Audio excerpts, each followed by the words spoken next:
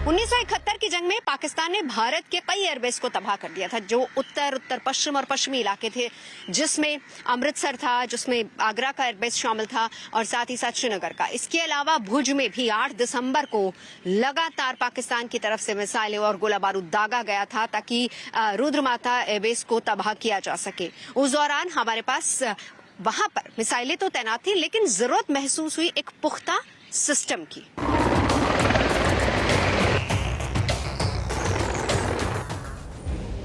1971 के युद्ध के बाद से ही भारत को ताकतवर एयर डिफेंस सिस्टम की जरूरत महसूस हुई। भारत ने 2 लेवल पर काम शुरू किया। पहला, बाहर से एयर डिफेंस सिस्टम की नई तकनीक को मंगवाना और दूसरा, अपनी तकनीक को विकसित करना।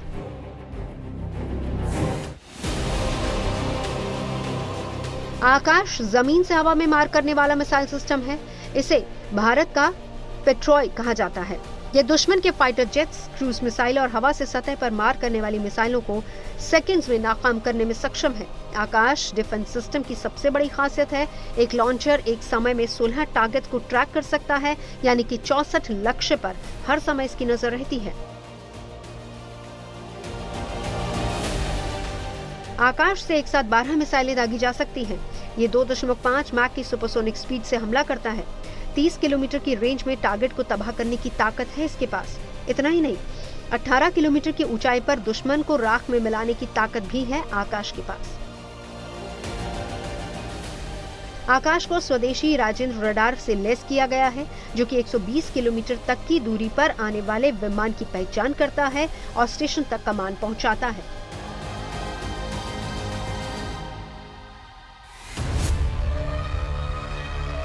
आकाश medium surface to air missile है। ये करी गई थी 2012 में। ये इसको हैंडओवर किया गया था इंडियन एयरफोर्स यूनिट्स को और कुछ आर्मी की एडी रेजिमेंट्स को। इसकी शुरुआत 1983 में हुई, जबकि इंडिया ने एक इंटीग्रेटेड मिसाइल डेवलपमेंट प्रोग्राम शुरू किया था। डॉक्टर अब्दुल कलाम उस टाइम साइंटिफिक एडवाइज़र थे प्राइम मिनिस्टर को, और उस टाइम ये मिसाइल जो है ये होंद में आई और कई मिसाइल डेवलप की गई, जैसे अग्नि, आकाश, पृथ्वी, नाग, कई मिसाइलें उस टाइम डेवलप करी गई थी। नाउ इसको क्यों पैट्रियट के साथ तुलना करी जाती है? पैट्रियट वो मिसाइल थी जिसने गल्फ वार में 1990 में जब गल्फ वार हुई तो इराक की स्कड मिसाइल जो था उनके अगेंस्ट बहुत इफेक्टिव और बहुत बढ़िया काम किया। इसलिए समझा जाता है कि चाहे ये मीडियम रेंज है, समझा जाता है कि ये एक बहुत बढ़िया विकल्प है हमारे पास मीडियम रेंज के टारगेट्स जो है उनको एंगेज करने के लिए, और इसको इसलिए पैट्रियट के साथ इसका मुकाबला भी किया जाता है।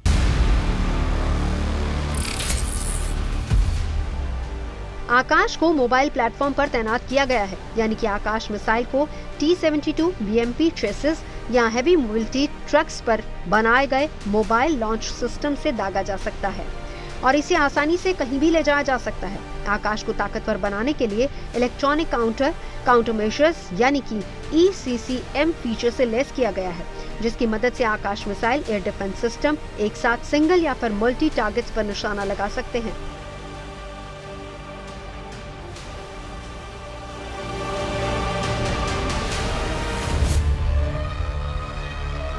आकाश मिसाइल पिछले 1 दशक से सशस्त्र बलों के साथ काम कर रही है, लेकिन अब इसके अपग्रेडेड वर्जन को लेकर भी काम किया जा रहा है, जिसके पूरा होने के बाद इसे थल सेना और वायुसेना का अहम हिस्सा बना दिया जाएगा। भारत सरकार लगातार स्वदेशी हथियारों के निर्माण और उनके विकास को लेकर आगे बढ़ रही है और इसी कड़ी में अब स्वदेशी मिसाइल आकाश को अपग्रेड किया गया है।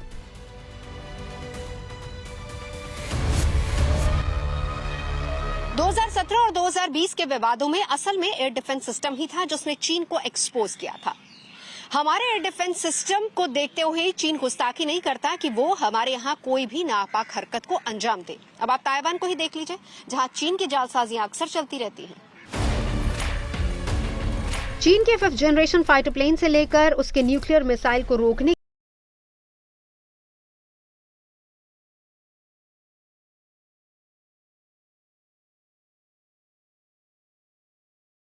जिसके सामने अमेरिका का सबसे ताकतवर स्टेल्थ फाइटर जेट F-35 भी आने से कतराता है।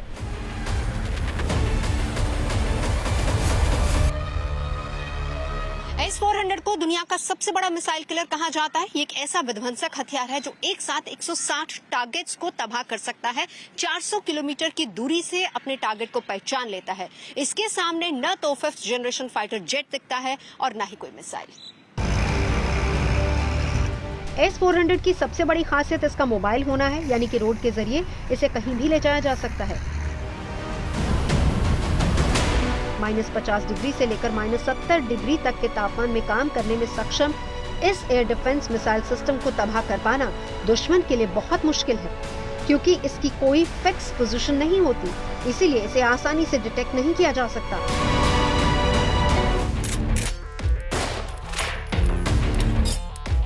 एयर डिफेंस सिर्फ एयरक्राफ्ट के लिए ही नहीं, बल्कि मौजूदा स्थिति में भी ये बैलिस्टिक मिसाइलों से लेकर ड्रोन हमले से बचने में भी कारगर माने जाते हैं। S-400 air defence missile system की बात करें तो इससे 60 किलोमीटर ऊंचाई तक किसी भी टारगेट को तबाह किया जा सकता है। वहीं S-400 के प्रहार से 400 किलोमीटर की दूरी पर बैठे दुश्मन को भी नेस्तनाबूद किया जा सकता है। S-400 एयर डिफेंस सिस्टम में कई तरह की रेंज वाली मिसाइल लगी होती हैं, जो जरूरत के हिसाब से इस्तेमाल होती हैं। पहली मिसाइल है 9M96E जिसकी रेंज 120 किलोमीटर है। दूसरी मिसाइल है 4896E2 जिसकी रेंज 200 किलोमीटर है। तीसरी मिसाइल है 48N6DM और इसकी रेंज है 250 किलोमीटर। और चौथी मिसाइल है 4896E और इसकी रेंज है 400 किलोमीटर। मिसाइलों को सटीक प्रहार में रडार की अहम भूमिका होती है, लिहाजा S-400 में बेहद ताकतवर रडार लगाया गया है। S-400 में 92N6E electronically steered phased arrow radar लगा हुआ है, जो कि करीब 600 किलोमीटर की दूरी से ही मल्टीपल टारगेट्स को डिटेक्ट कर सकता है। S-400 का एक और ये बहुत बड़ी बात ये है कि ये सिस्टम जो है इसको मोबाइल टाटा या मर्सिडीज गाड़ियां या उसके ऊपर एक जगह से दूसरी जगह ले जाया जा सकता है कुछ ही मिनटों में, और जाके इसको डेवलप करके वहाँ पर उसको लगाया जा सकता है। तो ये एक अच्छा वेपन सिस्टम है जो हमारे पास, जिसका 400 किलोमीटर का रेंज है।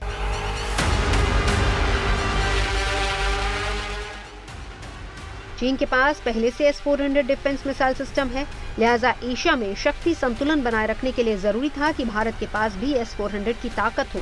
और अब भारत भी अपनी सरजमी की हिफाजत के लिए S-400 को तैनात कर चुका है।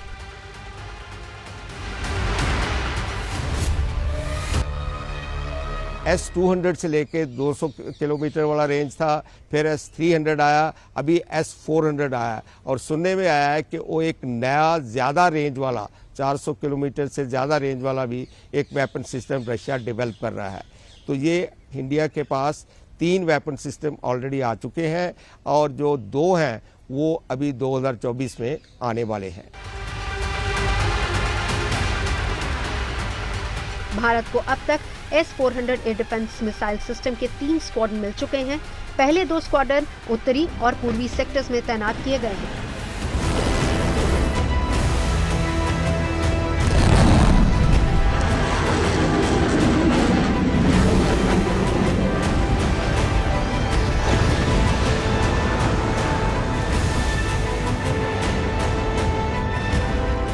चीन पाकिस्तान के मिसाइल हमलों को नाकाम करने के लिए भारत का बैलिस्टिक डिफेंस शील्ड भी तैयार है।